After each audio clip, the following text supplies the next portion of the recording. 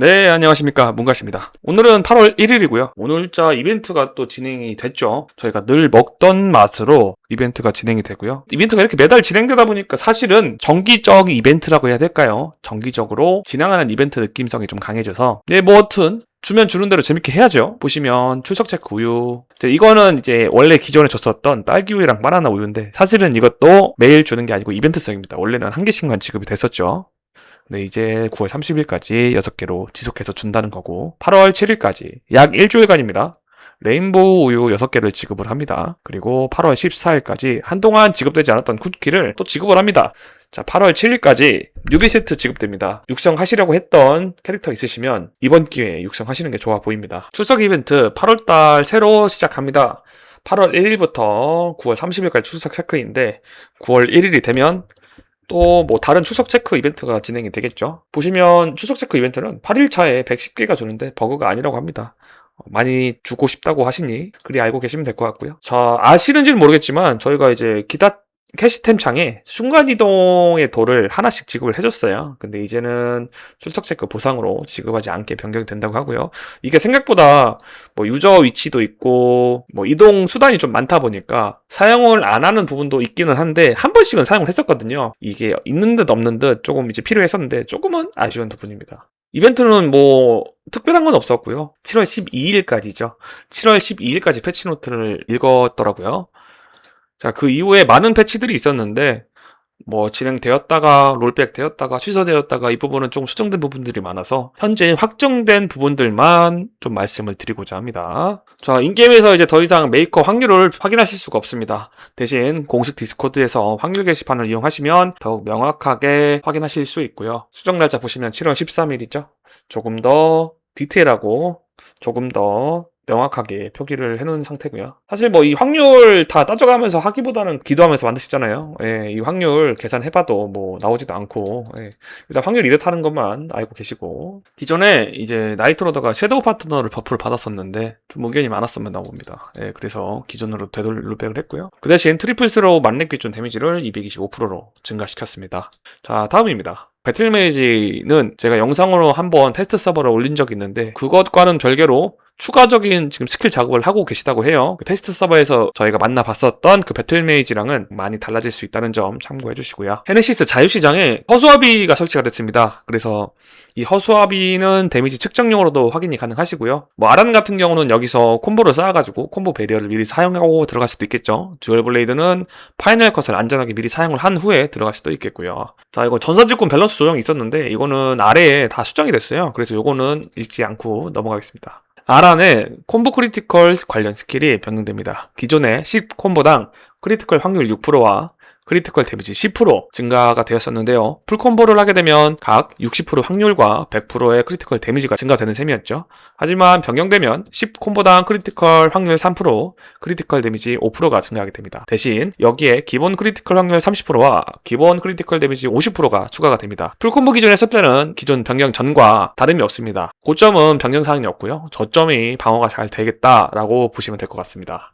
자, 히어로의 브랜디시 기존에 300%에서 증가폭이 많다고 판단되었는지 약간 내렸지만 어쨌든 기존보다 버프가 된 상황이고요. 버서크는 260%였습니다. 260%였다가 다시 약간 너프를 해서 240%로 변경된 상태를 의미합니다. 현재는 단일 타겟 공격이 8% 데미지 증가로 표기가 되어 있고요. 자, 예전에 30%였습니다. 원래 없던 옵션이에요. 그래서 이 8%도 일단은 버프 되었다는 점 유념해 주시고요.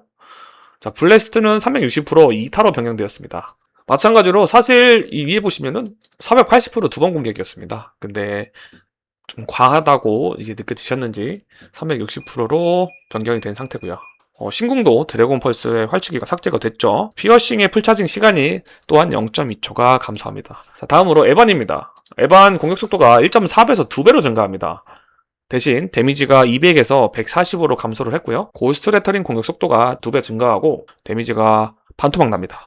뭐 장점도 있고 단점도 있을 것 같은데 일단은 이거 보셨는지 모르겠습니다. 모션이 웃깁니다. 보시면은 제가 이제 이거 동영상을 참고해가지고 만들어 놓을 건데 제가 찍어 놓은 게 하나 있거든요. 그거 한번 보시면 그 모션이 많이 재밌습니다. 예, 모션 재밌으니까 한번 보시고. 이거는 제가 뭐 조롱 아니고요.